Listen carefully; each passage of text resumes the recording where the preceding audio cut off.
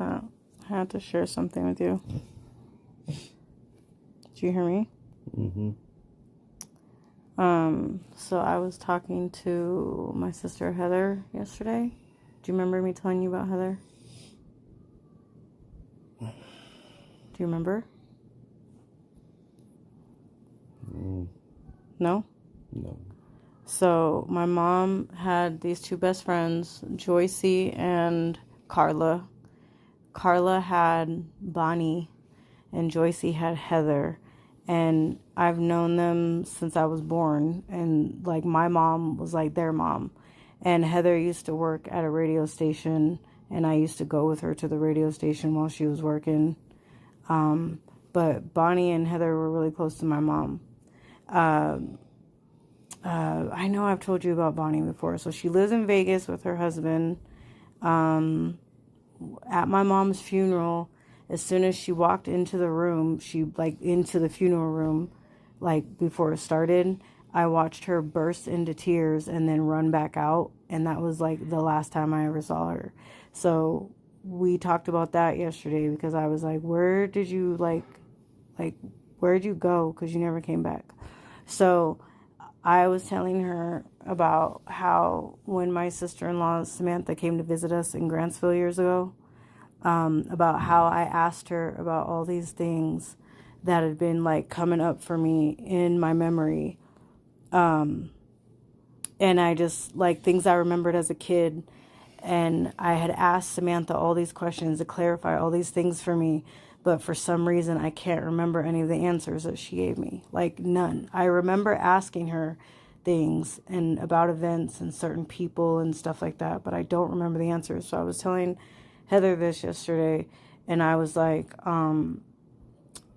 at my mom's, because we went to this popular place called Schooners in Lancaster, California after the funeral. And I had overheard my brother Jeffrey telling somebody that how my mom died was that like she fell asleep with a cigarette in her hand. But we were told that her dog knocked over a candle.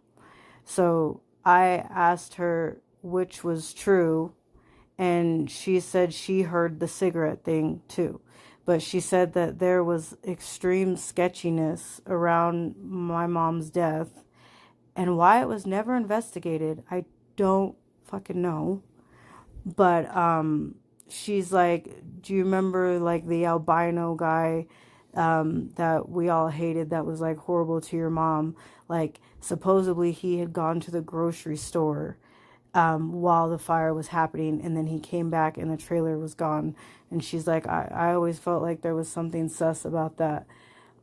And I was like, thank you for saying that, because I've always questioned the events around my mom's death. And a few weeks before the trailer fire, her house had caught on fire and we were there. Like the only reason we woke up is because my mom's dog was barking and woke her up.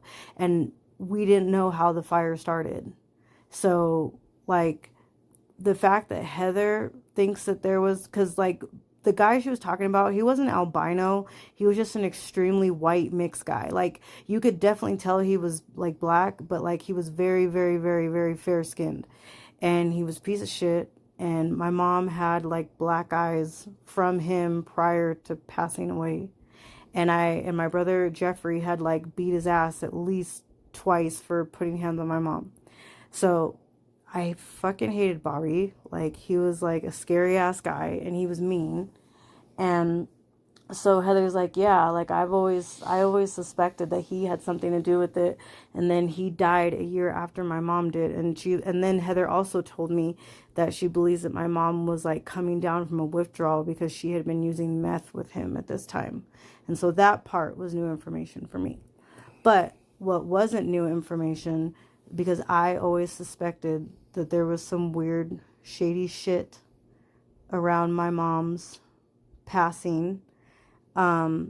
What's weird is Heather's version, she doesn't mention my mom's friend Gary. My mom had like a large, giant Hagrid looking motherfucker friend named Gary. To me, he reminded me of Hagrid as a kid. He was huge. And he the story I got was that he had stepped out of the trailer to go pee, and when he came back, it was up in flames. So it's possible that Gary was there as well, but I don't know if it was Gary, my mom, and then piece of shit Bobby. I don't know. But Heather didn't even mention Gary. But even before I knew about Bobby allegedly being a part of all of this, I always knew that Gary was at the trailer, because my mom had a house, but she also had a trailer in the middle of nowhere that she would like go hang out in sometimes. And so, like, even when it was just my mom and Gary, I always thought that was suspicious. Even though I liked Gary, of all her weird ass homeless friends, he was the only relatively like non-scary normal one. Not saying, that all homeless people are not normal or whatever, but she did find some sketchy people off the street and bring them into the house while we were there. But I mean, beside the fact that they were homeless, like, that's not the point, but like, she did bring some weird sketchy people. But Gary was like the one that we saw the most, and like normal, from what I could tell, nice guy. And so I always wondered, like, well, was it an act? Is it possible that Gary was involved? But then when Heather mentioned in her remembrance of all of this, Bobby, I was like, that would make perfect sense. And what if he, like, my theory is that it's possible that he had been trying to kill my mom, because the fire a few weeks earlier while we were there, like, we were asleep in the middle of the night, and then the trailer, and he was coincidentally grocery shopping at the time. So, I don't know. But I do remember asking Sam years ago when she came to visit us, was it ever investigated thoroughly? Don't remember her answer. But yeah. So, I really do believe, and the fact that Heather has her own theories, but I've always been suspicious. But I feel like this may confirm it even more, that my mom quite possibly could have been murdered or set up in some kind of way. Like, maybe there never was no falling asleep with a cigarette in her hand or anything. Maybe like he allegedly might have set the trailer on fire on purpose.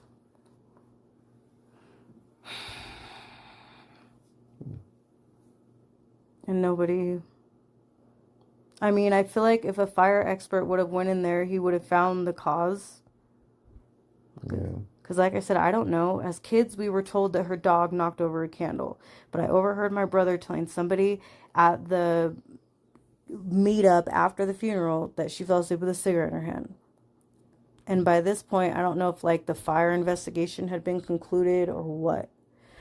But yeah, I really do think that it's possible that she may have been murdered. There's probably no way to prove this. I don't know, man. Especially if the guy you're saying is already dead. Yeah. Supposedly he died. I don't know how Heather knows that, but supposedly he died a year after my mom. And like, I already like knew my mom did drugs. I didn't know what, but I know that she disappeared for days and left us with one of her drug addict boyfriends. Because I have memories of like me taking my siblings and locking them in a room and just like being there like the whole time, like protecting them so he like couldn't come in. This was a very old house and it was haunted. It was a very, very old house, like house where cowboys used to hide out from Native Americans. Like, that's how old, like, the house had extreme history and it was definitely haunted. And I remember it was huge, like one of those old Victorian houses you see in movies or whatever. But I know there were a lot of, because of the even the door handles were old fashioned, but I remember there was one time where he like did come in and he just like stared at us with like this really like mean, scary, like evil look on his face. But now that I'm older, I can identify that he was also on drugs. And then he shut the door. But I always thought my mom was maybe gone for a few hours. But then when I got older, I was told that no, she would leave us there for days. So, yeah. So that's kind of where it ended up me going into foster care. Yeah. Which is weird. Like, my aunt and my grandma thought that that's how they could protect us, was by calling children's services. So then we get taken away. Like, what did you think was going to happen? Like, they were just automatically going to place us with you guys? Like, no. By you guys calling, we went and lived with complete strangers. So, I just thought that was wild. Just the way that events, like, unfold. Like, the sequence of events and what they all lead to. I don't know. It's just fucking weird.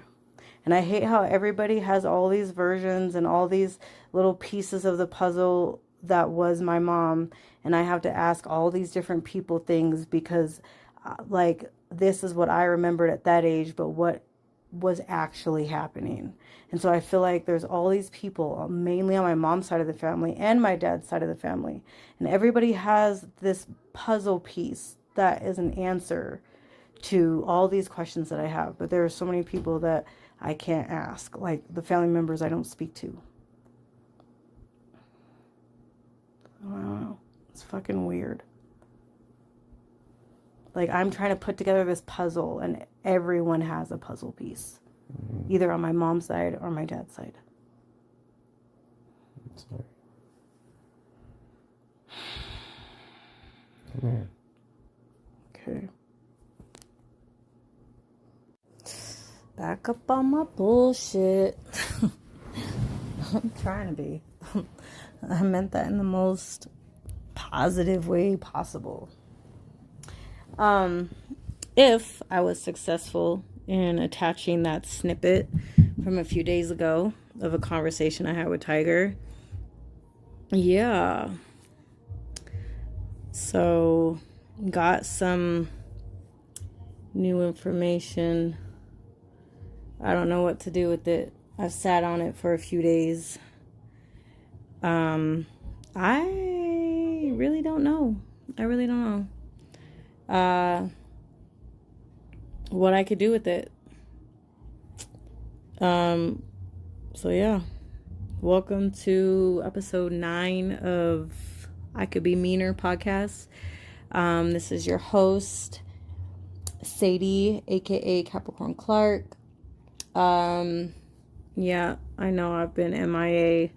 I've had people approach me and ask about the podcast, and when I'm making another episode, and I ain't got shit to listen to. When you coming back? So I appreciate the love. I really do. I had a, you know what? It don't even matter because it ended up not going anywhere. Bro never got back to me. But like some assistant or something had reached out to me like a month ago. He worked for some spiritual advisor lady, and she had a podcast and a YouTube channel, and I looked her up. She's pretty popular. I don't remember her name now. And he was like, she would love to be a guest on your show. And like, I followed up, never heard back. So I was like, all right, whatever. Like, I'm not going to chase people down. What's for me will not miss me, And then my good friend Ashlyn had been doing some networking for me, which I really, really fucking appreciated. Like, I have had some of my friends go really hard for me, and I really, really appreciate it. Because when you start to do something for you, when you step out of your comfort zone and do something that you've been like dreaming about doing or thinking about doing or trying to manifest, and you start doing it, secret haters start to come out, for real.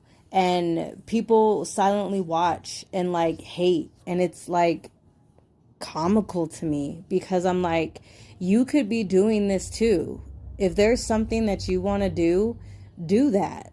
Like, don't fucking secretly hate from the shadows because I had the balls to fucking do something that I'd been wanting to do for the past couple years. Like, go do what you want to do. You know, if you want to do the same thing, do that. You know, like, there's room for everybody. Like, there's enough for everybody. Like, everybody can eat, you know? So I don't know. But Ashlyn had been doing some networking for me. Speaking of Ashlyn, she has this amazing Ascension spiritual shop at the Twila Marketplace, called Ever Ray Ascension. She does craft nights, she does ascension circles, she does yoga, she does Reiki, she does coffee and connections on Sundays. It's an amazing space to be in. It's a loving, accepting, just beautiful, magical space to be in and to be around her. I haven't gone for a little bit because I kind of started going through like this silent period where I just needed to be by my fucking self. I had a friend fall out that I wasn't expecting, and my nervous system was kind of just like, enough. Can't handle no more of this pain. Because I've had so much heartbreak and grief around friendships the past couple years. And my nervous system and my soul was like begging me, like, stop, like, no more. So I just kind of shut down like a couple weeks ago, and I've still been shut down, and I have been making myself unavailable to almost everybody and making myself hard to reach. And honestly, it is fucking awesome. Like, I'm in like this sorry, not sorry space for myself. Like, as much as I would never want to I would never want to have to like put somebody in the position where they feel like they're being ignored.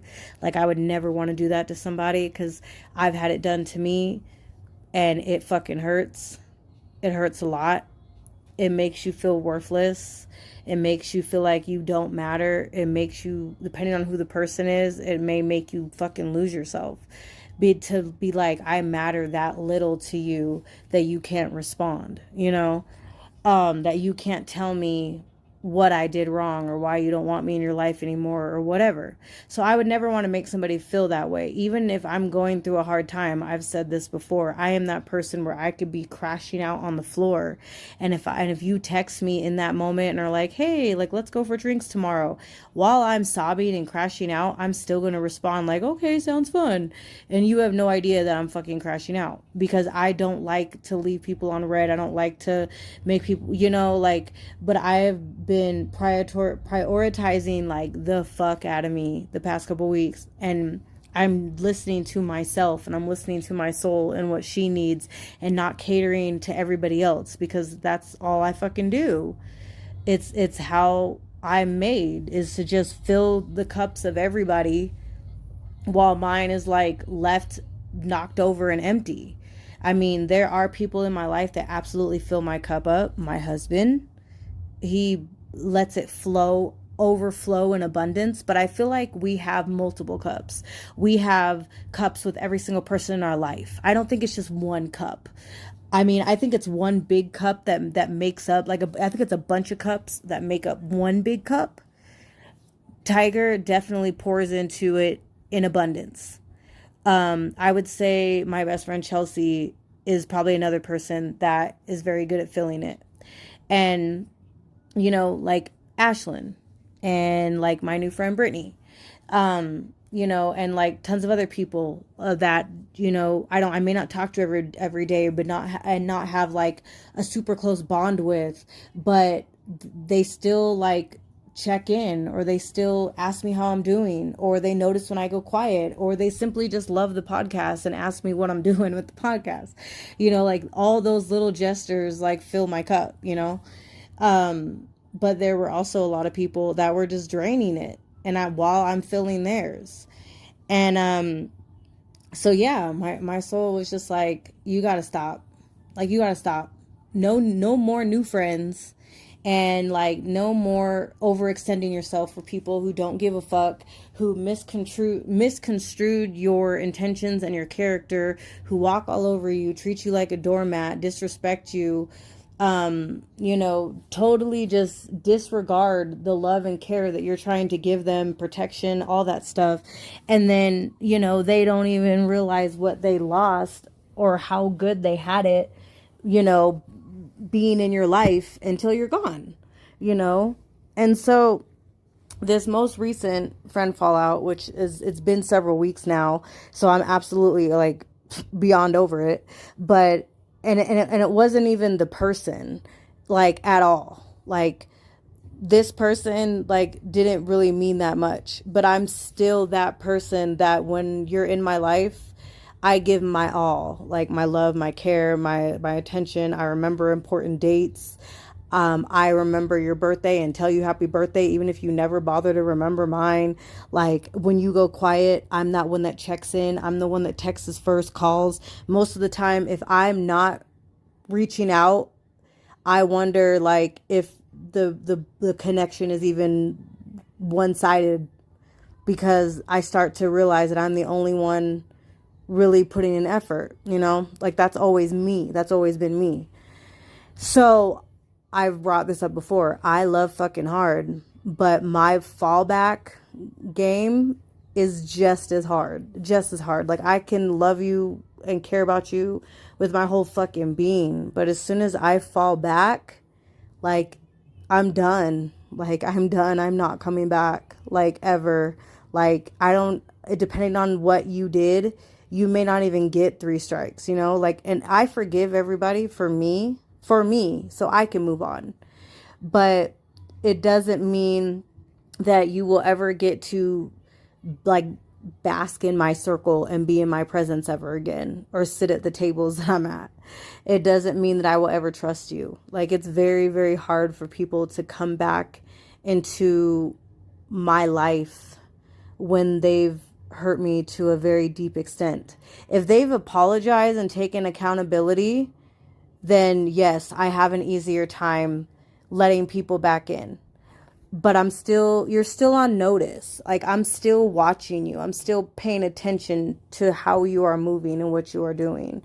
And if you are really putting in the effort, but it is still very unlikely. Like once I'm done, I'm done. Because I love fucking hard. And if you didn't appreciate it and see it when I was there, like that sounds like a you problem. Like that's your loss, because I know my heart and I know I'm a good friend. So anyways, like I just completely shut down. Like that was just the last straw for me, for my nervous system, for my soul. And so I've been in this like state of mind where I don't really want to be around anybody. I don't want to talk to anybody really. Like I still check in with like my day ones, the ones that have proven their loyalty, have proven that they see me and hear me for who I am, and they show up for me and they love me. So like I still like check in with like Spencer, of course. Like he's my oldest best friend. Like he's been there for me through every fucking stage of my life. Like people have come and gone and Spencer has always remained. Like we've been tight since high school, and he's just one of those people where we could go without talking for like 2 months, just because we're busy. Like that's it. Just because we're busy. Like him and I never argue or fight. Like he's the most like chillest person I know. Like it takes a lot to get him like angry or mad, and even still he's very good at seeing things from other people's perspective. But like we could just be busy and not like link up for like 2 months or catch up, and then as soon as one of us reaches out, it's like no time has passed. Like and so like he's just a very solid friend, and so like I can go quiet and he's not going to think anything of it. Like he knows that like we'll talk when we talk. And it's very rare for me to like go quiet, because again, I'm one of those people that's always reaching out, and when the other person has gone silent, but I rarely ever get that back from other people. There's only a few people that do. So like, like I'm still reaching out to the people that have always reached out to me and been there for me. But for the most part, I've just been making myself like unaccessible, unavailable, and that's totally goes against like how I normally am. And I'm not doing it out of spite or to be mean. Like the people that really know me and see me don't take it personally, and they just check in every couple days, and I'm like, I'm sorry, like I haven't been showing up like I have, or like I didn't get back to you right away. Like I'm just in my quiet era right now, and they understand, like they don't take it personal. And so Ashlyn, for example, like I haven't gone to any of her stuff at her amazing shop in a while. And like I was feeling really bad about it because I was like showing up and supporting a lot. And I just couldn't do it. Like I couldn't show up for anybody because my soul was begging me to show up for myself. And I'm still kind of in that space. Like I've gone out a little bit. Like I quick Windover trip with Chelsea and Mark a few weeks ago, but like really, like I'm still in this like stagnant, like not wanting to leave my bubble state, and I'm just enjoying being just present with myself and just home with Tiger and my kids and only being around them. Like normally I'm that person that's like, let's have people over, let's barbecue, let's do a kickback, like let's get a bunch of like drinks and stuff and have people over and hang out and play like drinking games, and like I need to have like tons of people around me and have a good time and all that shit and chop it up, and like, and I'm just like, nah, that sounds so fucking exhausting, like so exhausting. Like I don't want anybody around. Like I have no plans to do like a 4th of July kickback this year, invite anybody over to barbecue or fire pit, like nothing. Like no. Like I very much want to be in my own space and it just be me, Tiger, and our girls, and that's it. Like just that's just where I'm at. Like I don't know. I finally learned that hard lesson that I needed to learn since going no contact with my family almost 4 years ago. That like, I don't need to replace all those empty seats of all those family members I removed from my life. Quality over quantity. I don't need to have like 100 people in my life to feel like whole and not lonely, like just a few good people is all I need. So, and I think I've finally like learned that lesson. So I'm like on my Drake tip. No new friends, no new friends. You know what I'm saying? Like for real. Like, but at the same time, I've felt kind of guilty about that because the few new people that I have let into my life, I'm keeping them at such an arm's length. And I'm like, that really sucks because I bet you they're solid, wonderful, decent people. But because of how many times I've been hurt, I'm just like, I can't trust anymore. I got my walls up like really, really, really, really high, And so it just sucks because there's people that are trying to get in and trying to get to know me and stuff. And I'm just like, nah, I can't do it, So I don't know. I'm back to how I originally was programmed, before, because I used to be a very untrusting person. And it used to take a while for me to warm up and open up to people and let people in. And then when I became an orphan by choice, I was just reaching for people everywhere to replace all those family members that I, kicked out of my life for my peace. And so I was like, oh, well, you'll be my new brother. You'll be my new dad. You'll be my new sister. You'll be my new mom, And I was just grabbing all these people and putting them in my life. And they didn't even know what they were signing up for. So, that was a huge lesson that I had to learn. You can't put people in spaces they never signed up to be in and expect them to like fill voids that you have. You have to fill those voids yourself. And so that was, something that I had to learn. And unfortunately, this person had to teach it to me, and that's fine. But I don't want them back in my life. Like that door is closed. There's no hope for reconciliation. The door is actually invisible. This person, she can't find the door. It's gone. The door is gone. So, like, wish her well. Hope she heals. Thanks for the short time you were in my life. But, like, I gotta keep it moving. Because, like, that hurt. And I'm trying to develop more discernment and be more selective with the people I let in my life. But really, I'm in a space right now where I'm not letting anybody new in my life. So, yeah. But moving on, yeah, I've just been in the silent space. But anyway, back to Ashlyn. She had reached out to me a few weeks ago, and she said that because she had did some networking and got me in contact while we were visiting her friend's shop across the hall. Getting gluten-free treats. I'm sorry, I can't remember the name of her shop right now, or I'd shout it out. But really nice lady. I know she's going through something really tough right now, but a few weeks ago, before all this, I met her, and there was this gentleman in the shop, and Ashlyn, without even being prompted or anything, which I really appreciated, would just like shouted me out and was like, "Hey, she's got a podcast," and I love that. I love that. I really appreciate that. Um, and so this guy has a studio at the Tooele Marketplace, and so he wanted to like talk shop with me about setting me up to record like an episode, actually, my podcast in an actual studio, right? And so she reached out to me a few weeks ago because there was some expo thing coming up, or event coming up at the Tooele Marketplace, and she was like, "Hey, he wanted to know if you were gonna be there because he wanted to talk shop with you some more and get you set up in the studio." And I was just going through what I was going through and just distancing myself from everybody. And so I respectfully passed. And I didn't even regret it or feel bad or anything, because for me, I was like, whatever is meant for me is not going to miss me. If this opportunity is meant for me, it'll come back around. Like I need to honor the space that I'm currently in and allow myself to be in this space as long as I need to, and I will reemerge when I'm fucking ready, so yeah, but I really appreciated that. Again, not upset, not worried. What is meant for me will never fucking miss me. And it'll keep coming back around and around and around and around until I'm ready for it. That goes for all of us. What is meant for you will never, it will not, it will never ever miss you.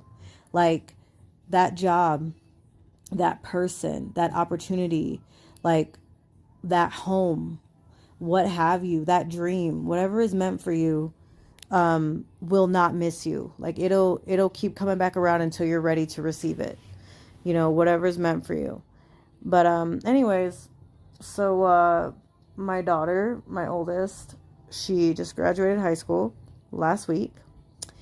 That was hard. I cried all last week.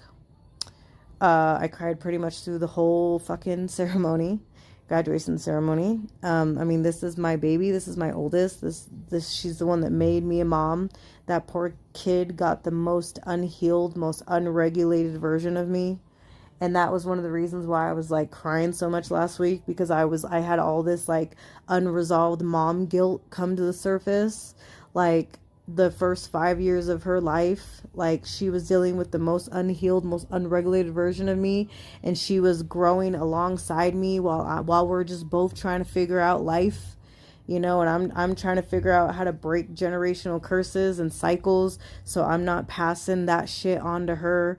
But I don't know, because I had her so young that I was fresh off of the programming of and abuse and shit of how I was raised. So I didn't know any other way to be. But when you know better, you do better, And so I have a lot of mom guilt centered around that. I know that her two younger sisters have gotten a much different have experienced me in a very different way than my oldest did. Like, I've studied this a little bit and I've read up on this. Like, each kid gets a different version of the same parent. And it's so fucking true, because I know that in the beginning, my oldest got a different version than what her little sisters got. Because by the time her little sisters came along, I was more mature, more evolved, more healed. And I had learned so much more and different ways to like show up for your kids and approach them and get down on their level and see and hear them and allow them to express their emotions and all this stuff. And I had, done the work and researched and studied and grown as a person and a parent. And, there were so many things that I did differently. And so I just have a lot of mom guilt, and it's just something I'm working through in therapy because I didn't know, and what you don't know, but when you know better, you do better. But I would say first 5 years of my oldest's life, I only knew one way to be because it's how I was raised, And so, even though I've apologized to her several times about not being patient enough with her or losing my shit with her when she was little, when I shouldn't have, and she understands where I'm coming from and everything, like, it's still something that will always stay with me. So I was just, having a lot of mom guilt last week, and just a mixture of emotions, like my daughter graduating high school and the reality that no one on my side of the family is going to be at her graduation because I chose peace over mistreatment, disrespect, toxicity, and abuse. So no one from my side of the family will be at my daughter's graduation. It'll just be my husband's side, which is totally fine. I love that. I love that she has his family and they love her so much. But, I'm at peace with my decision for going no contact with my family. But there are still times in the year where that loneliness that comes from that decision is louder than other times of the year, like around holidays and, big events such as this, milestones such as this, my child graduating high school. I mean, I know at the end of the day, like, my parents, my family did this to themselves, and that's why they don't get to be a part of these events. Like, I'm aware of this, but it doesn't make it any less painful. Because at the end of the day, nobody wants to have to be no contact or set boundaries with their fucking family. But unfortunately, we don't all come from great family dynamics. So it is what it is. So I was just a mixture of emotions last week. It was really hard. My really good friend and coworker, Stephanie, made my oldest daughter some Lay's. I don't get it. It's a thing in Utah. I don't know if this is like universal where seniors wear Lay's at their graduation. I personally think that some Pinterest mom or TikTok mom saw like Polynesian families doing it, and then she like stole and appropriated the idea, and now it's just a thing for seniors at graduation to wear Lay's. I didn't know about it. I didn't know it was a thing. I still don't know what it fucking means, especially when seniors are doing it, Like, I understand why the Polynesian culture would do it for their children, but yeah. So basically, I think it was just stolen and appropriated. But whatever. Like, well, not whatever. Like, that's not okay at all. But like, whatever to the fact that apparently it's a thing in Utah, but I don't know why it's a thing. Okay. But apparently it's a thing. And so I was already stressed out enough of the things that I didn't know that I should have known about your senior graduating high school, because this is my first kid graduating high school. And so I was just feeling like a very inadequate parent the past couple of weeks. Like, I didn't get her graduation announcements out in time because her senior pictures were barely at the beginning of May. And just, yeah, I was just feeling like a hot mess. And then the week before graduation, she had a scholarship ceremony, and I didn't know that it was, formal wear, and she didn't know it was formal wear. So she was the only kid on stage in a regular t-shirt, black jeans and fucking slippers. And it wasn't until halfway through the ceremony that I realized that every damn kid on that stage was dressed nicely, suit and tie, dress, heels, skirt, heels, and my kid is up there in slippers. So yeah. So I was just feeling like a hot mess mom. No shade to hot mess moms, but I'm not a hot mess mom. And so I was just like, oh my gosh. But that was on me. That was on me. We got an invitation for the scholarship ceremony, and I just, neither one of us saw at the bottom in small letters where it said dress nicely. So like at the time I was mortified, and then I was like, wait, why the fuck do I care what anybody fucking thinks? If my kid wanted to be on stage in a fucking Batman costume, in a fucking chicken costume, in a fucking one of those big dinosaur costumes, if that made her happy, like who gives a fuck, you know? And so we got over it. Now it'll be a funny story. But so I was just feeling all the emotions. And so my friend Stephanie, she offered to make some lays for my daughter. And I really fucking appreciated that so much. Like so much. And they came out great. And then the day of graduation, my sister-in-law had some lays made for her as well. So you could barely see her neck with all the lays that she had. And so, yeah, like it was, besides being a very emotional day, it was a good day. So yeah, like, oh, but yeah, it was a very emotionally exhausting, emotionally heavy week for sure. But we got through it. My daughter's biological dad came out and he visited her. He missed the graduation because he was still on his way here, but he got to see it live on the link, and he came out to visit for a little bit. So that was a nice short little visit, healthy co-parenting. So that was good. So yeah, so that's, so that's just, been me lately. So yeah. I don't really have much else right now. Again, I'm not sticking to like a strict schedule with the podcast.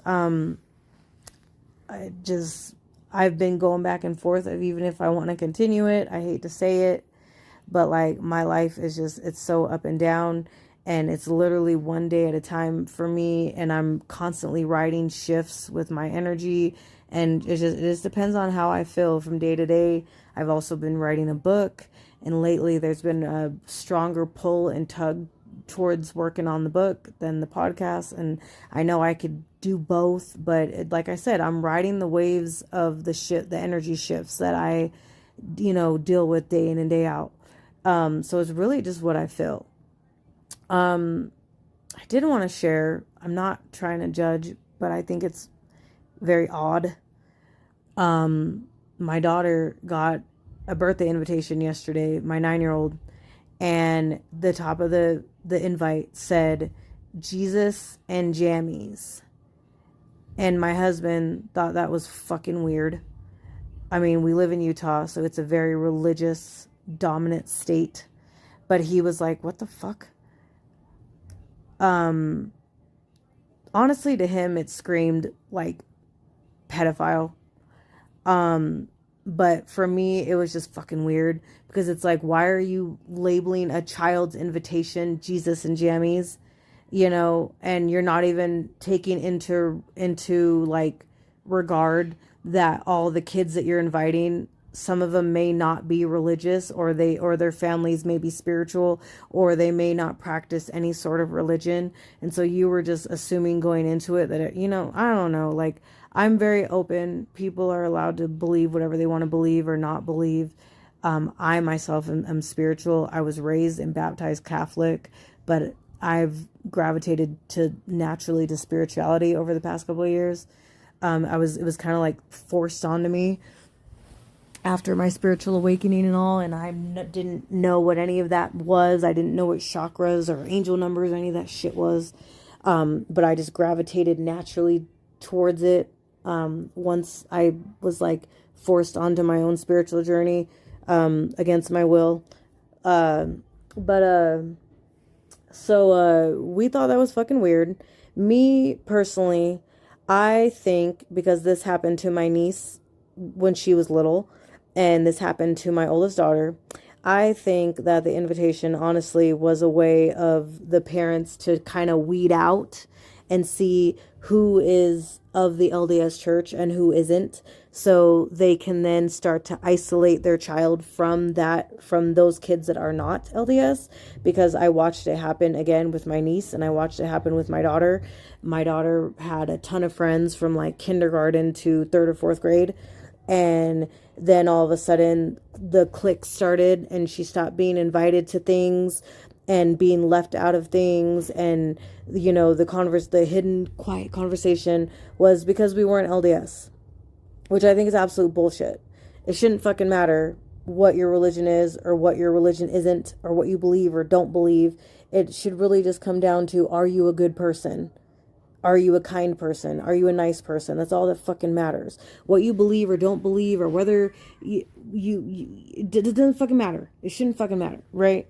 And so, I watched my child go from having a ton of friends and being invited to things when she was littler, and then right around 3rd, 4th grade was when that shit started happening. And my daughter just got out of 4th grade, and now I'm seeing like this shit kind of happen. And then I was talking to a friend of mine about it, and she said that she's had similar situations with her daughter, to the point where like there was some covert operation going on where her daughter's friend was recruited by her parents to try to get my friend's daughter to get her family to convert, and like their lives would be so much better if they were LDS and went to church and da da da.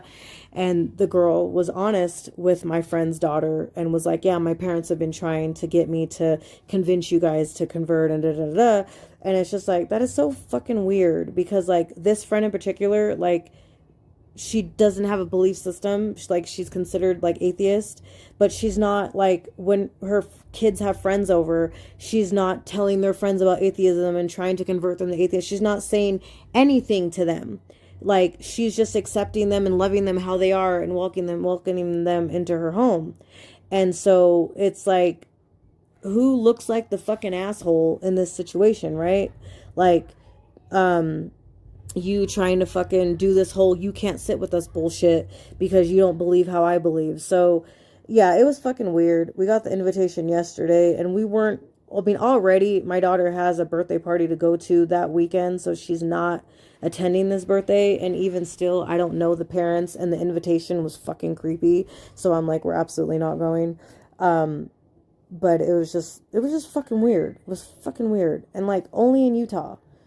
I mean, I'm not trying to talk bad about anybody, like, be all love and light and connected with your higher self and shit, but it's still okay, and it's still healing to sometimes tell people to fuck off, and this was one of those things where it was like, you're fucking weird, bro. Like, you thought this was okay to make an invitation like this? Like, what the fuck?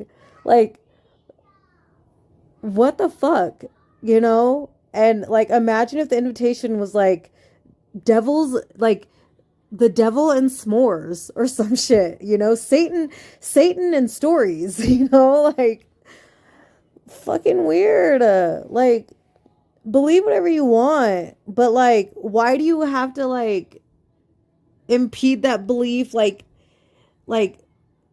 shove that belief in, like, I don't know, just like, this is a kid's birthday party, just like, let it be a kid's birthday party, like, yeah, so, I don't know, it was just fucking weird, but anyways, no shade, but like, fucking weird, but, anyways, yeah, so I'm gonna cut it here. This is really what's been going on in my life. I mean, shit's been hard out here for everybody, and so, like, as I always, like, fucking say, like, just fucking be kind to people. Like, we don't know what the hell is going on. I know I say that right after talking shit about a kid's invitation, but like, that's not even, it's two different things, right? Like, don't be fucking weird on an invitation, and don't try to like alienate people, because like, I don't know, like, my child doesn't know about Jesus. Like, we are leaving it up to our kids to explore on their own. Like, we don't want anybody pushing or shoving any sort of religion or belief system down our kids' throats. We want our kids to decide on their own. We want them to grow up free of all that shit, and then decide when they're an adult what they would like to believe or what religion they would like to be a part of. I don't care what it is. As long as they are kind, good, loving people. I don't care what religion, they want to practice. But we don't want it forced on them at a young age where they have no say so. And so, that'll be up to our children when they're older. And when they're older and they are like, you know what? I just gravitate to LDS. It'd be like, cool, I support that. We love you. Be a good person and don't be an asshole and don't have this whole you can't sit with us vibe bullshit. But that's just us. Everybody is free to do what they want to do. I feel like as long as you're not hurting anybody else or being cruel to anybody else, do whatever you want. Like, believe whatever you want. Have whatever opinion you want, as long as it's not hurting anybody else and being unkind, right? So, but that's us. Like, that's the approach we're taking with our kids. Like, it is not my place or anyone else's place to judge what somebody else is doing. But, like, don't show up at my door with a weird ass fucking invitation for my kid like that, assuming that, like, Jesus is in this household. You know what I mean?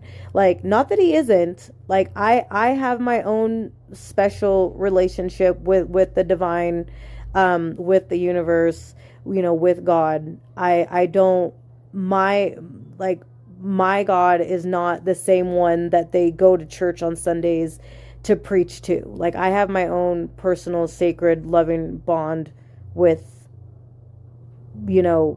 my higher power, as I feel like everybody should, and mine came about very organically, not from something I learned growing up in the Catholic Church. My relationship with the divine came about with my spiritual awakening. So again, like, I'm very open. Everybody is allowed to believe whatever the fuck they want or not believe. Like, as long as you're a good person, then, like, we could chill. As long as you're a kind, open person, respectful person of others, But anyways, everybody's going through it, like, everybody is going through it. Like, everything is more expensive, gas, groceries, everything. Like, people are really just feeling the things that, that's going on. And so, like, more than ever, like, be fucking kind to people, like, show up for people, listen to, like, sit and listen to people. Like, I have to do that all day for my job. So I'm already naturally a very, like, people oriented person. But, like, really, when people are trying to, like, talk to you and, like, tell you about their day, like, you can tell when there are people that just don't really have anyone in their life to listen to them, or they're lonely. Like, you can just tell. And so, like, really if you have time, really give people the time of day.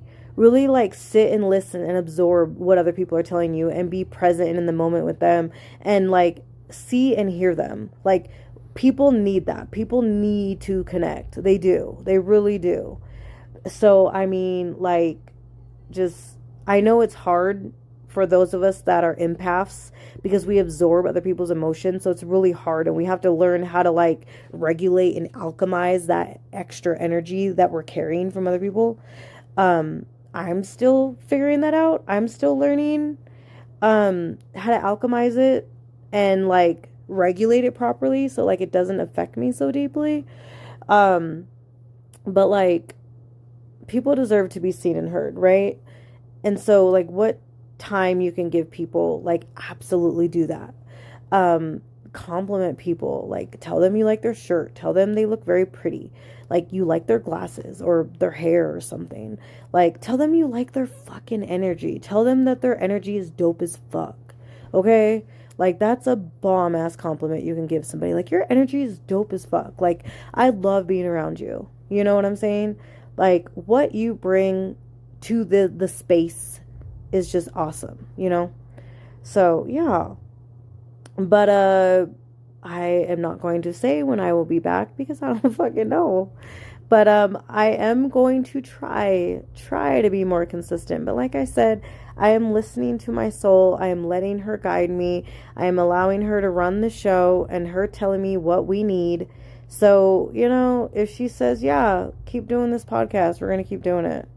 No, take a break for a little bit, then we're going to take a break. But like, I'm here. I appreciate the love. I appreciate the messages and people coming up to me when I see them out and about and being like, hey, what's going on with the podcast? Like, I appreciate that so fucking much. Like, it means so much to me, especially when I'm like, should I keep doing it? Should I not? You know? So I love it. I still don't know what's going on with guests. I mean, it's kind of hard to plan that shit when I'm not even prioritizing the podcast. But, you know, again, what is meant for me will not miss me, so I'm not worried. So y'all shouldn't be either. So, yeah. But I love y'all, and I hope everybody is doing good. Be fucking kind. And I will catch y'all in the next one. Bye.